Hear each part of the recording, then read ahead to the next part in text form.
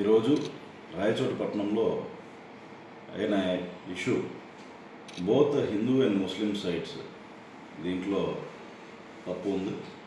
ముఖ్యంగా చూసుకుంటే పార్వతి ఉత్సవం ఊరేగింపు అనేది దేవాదాయ శాఖ వాళ్ళు ఎంతో ప్రశాంతంగా కండక్ట్ చేస్తూ పోతుండగా కొంతమంది హిందూ సంఘాల పేరుతో దాంట్లో చేరడం, కొన్ని అనవసరమైన వ్యాఖ్యలు చేసి రెచ్చగొట్టే విధంగా వాళ్ళ బిహేవియర్ హావభావాలు ఉండటం, అదేవిధంగా ముస్లింల వైపు కూడా కొంతమంది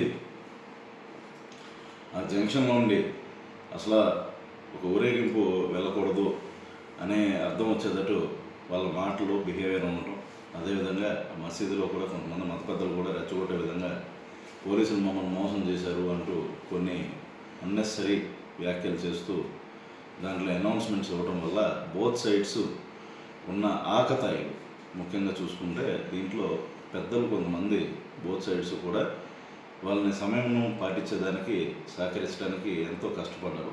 అయితే కొంతమంది ఆకతాయిలు చివరికి మత పెద్దల మాట కూడా వినకుండా దీంట్లో వాళ్ళని పక్కన ఉన్న వాళ్ళని రెచ్చగొడుతూ పోలీసుల మీద రాళ్ల దాడి, అదేవిధంగా కొంతమంది ఉన్నతాధికారుల మీద చెప్పులు విసిరే పరిస్థితి కూడా వాళ్ళు తేవడం జరిగింది.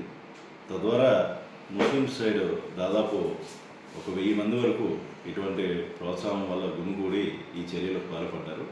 అంతేకాకుండా హిందూ ఊరేగింపులో కూడా కొంతమంది చేరి ఆకతాయిలు ముస్లింలను కవించే విధంగా చేయటం వల్ల ఈ గొడవలు అనేవి ఈ రోజున ఈ విధంగా జరిగినాయి.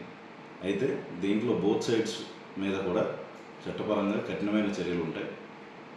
మేము ఎందుకంటే డ్రోన్స్ అనేవి దీంట్లో వాడటం జరిగింది. డ్రోన్ ఫుటేజ్లో ప్రతి ఒక్కరి మొహాలు చాలా క్లియర్గా ఉంటాయి కాబట్టి టైం తీసుకున్నా కూడా కంపల్సరీ అందరినీ ఐడెంటిఫై చేస్తాం.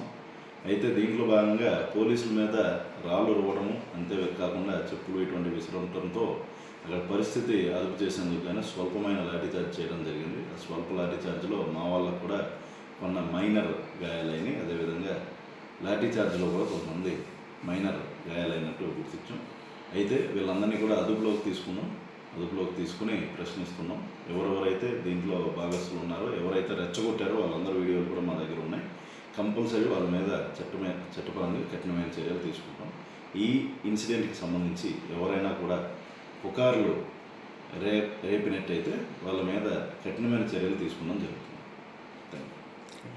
ఒకటే విజ్ఞప్తి చేస్తున్నానండి, ప్రతి సంవత్సరము అనాది కాలంగా రాయచోటిపట్నంలో ఒక మంచి సంస్కృతి అంటే వీరభద్రస్వామి ఉత్సవం అనేది వెళ్ళేటప్పుడు ముస్లింలు ఎంతో సాధారణంగా దాన్ని ఆహ్వానించి జరిపించడం జరుగుతుంది ఆ ఏరియాస్లో. అంతేకాకుండా హిందువులు కూడా ముస్లిమ్స్ యొక్క పండుగలు ఈ టైంలో ఎంతో సహృద్భావమైన వాతావరణంతో ఇక్కడ మెలగటం జరుగుతుంది. అయితే ఈ మధ్యకాలంలో కొంతమంది హిందూ సంస్థల ముసుగుల్లోనూ, అదేవిధంగా ముస్లింల తరపున పోరాటం చేస్తున్నాం అంటూ వాళ్ళని మభ్యపెట్టి కొంతమంది వారి పబ్బం గడుపుకునే ఉద్దేశంతో రెచ్చగొట్టడం బోత్ సైడ్స్ జరుగుతుందండి.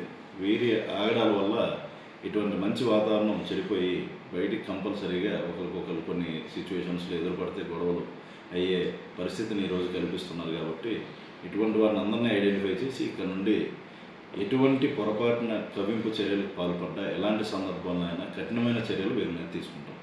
అవసరమైతే జిల్లా బహిష్కరణ చేస్తాము. పీడీ యాక్ట్ కూడా వీళ్ళ మీద ప్రయోగించడం జరుగుతుంది.